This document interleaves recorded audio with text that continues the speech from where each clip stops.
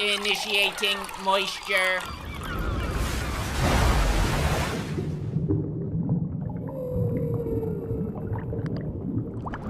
Welcome to the Moist Meter. Today we're taking a look at the Mortal Kombat movie. Video game movies have a long history of sucking filthy ass, and this one to me seemed like it stood the best chance of at least being an enjoyable movie based on the trailers. And for the most part, I would say it was a very enjoyable movie.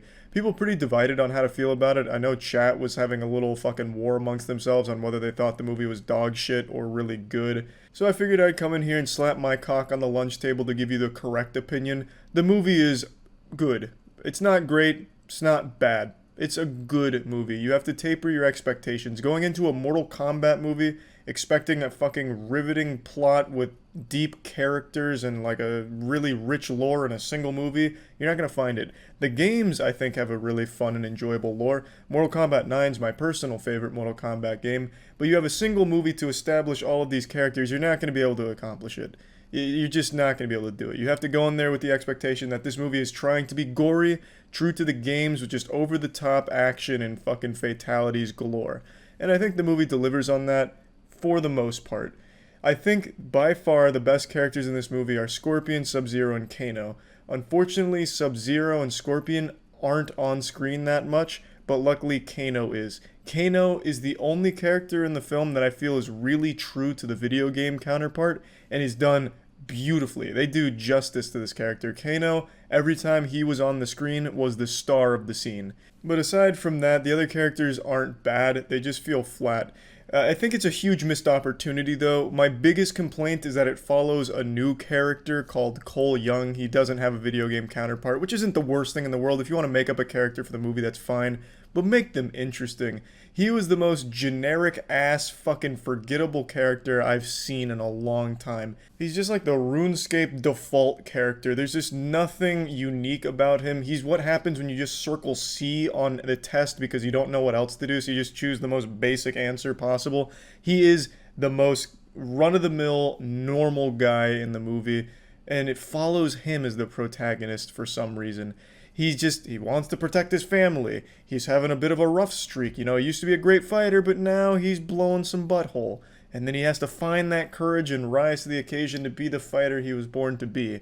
It doesn't make sense. I don't know why they would follow the least interesting character in the entire movie.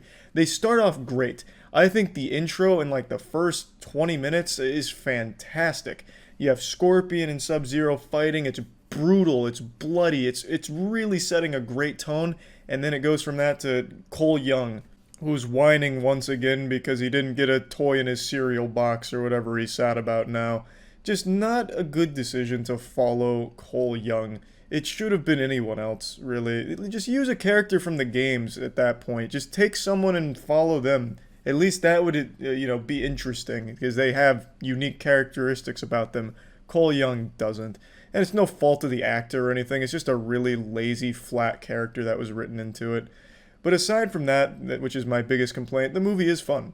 Like I said, it's brutal, it's bloody. The fatalities in here are great. They have the cheesiest lines such as, fatality or Kano wins, which they say out loud, which is as goofy as you can imagine. But you can't help but hear that and get a smile on your face, because the movie's self-aware. The movie knows why you put your ass cheeks in the seat to watch it. You are there for that goofy, fun, brutal, bloody shit. So when you hear a character say flawless victory, you can't help but kind of pump your fist and celebrate with them, because that's the fun of the movie. And when it's in that mode, it's at its best. I saw some people complaining that there weren't a lot of fights, and I don't even know if they watched the same movie that I did. This film is a ton of fights. Very small ones, though. Like, there's little skirmishes between characters, but I think that's fine, albeit a little silly sometimes, because at times the movie felt like it really wasn't Mortal Kombat. It felt more like Power Rangers at times, where the fights are just so short with so little impact, it's like, what the fuck was the point? Like, there's a scene where Kano gets stabbed in the leg with his big-ass knife, and then in the next scene he's just walking around normal like nothing happened. He totally forgot about it. So you have like all these little fights, which they're decent fights, but they just don't have any weight to them. And they're filmed kind of poorly. And I guess when I'm saying fights, it's really just little tussles, like 30-second bursts of action, which is sprinkled throughout the movie a lot, which I think fits the Mortal Kombat vibe. But again, they're not really filmed super well because it's going that generic, awful trend of like, between quick editing and a bit of shaky cam, so the action's all obscured. It's a bit disorienting and a bit disappointing. But when they have like the actual big fights, they're a joy to watch, especially when they end in that bloody, brutal fashion. It's fun. Another complaint I have though is that the CGI at points I think is really bad. I don't know if I'm the only one that thinks that because I haven't heard anyone else mention that, but in particular, there's a few scenes that come to mind that I don't want to spoil that I was like, wow, looks like shit. It actually looks like an old Mortal Kombat video game cutscene. But I don't see anyone else complaining about that, so maybe I've just been spoiled by like great CGI in recent times like Godzilla vs. Kong. I don't really know. But those are really the big things. Everything else about the movie I think is fine. Plot, serviceable, gets you from point A to point B.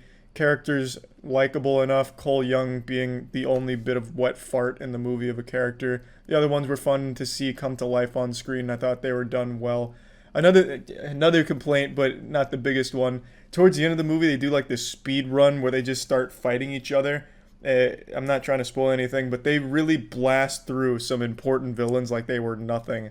Like some classic villains get killed in a single shot, like a sucker punch or a single shot out of nowhere and just die instantly. That was a little underwhelming to see since they were building all of these characters up for a climactic fight and then you have a fight just end with like a single stray shot that kills them. That was a bit sad, but not the biggest deal in the world because you had already gotten so much action leading up to it, so it's fine.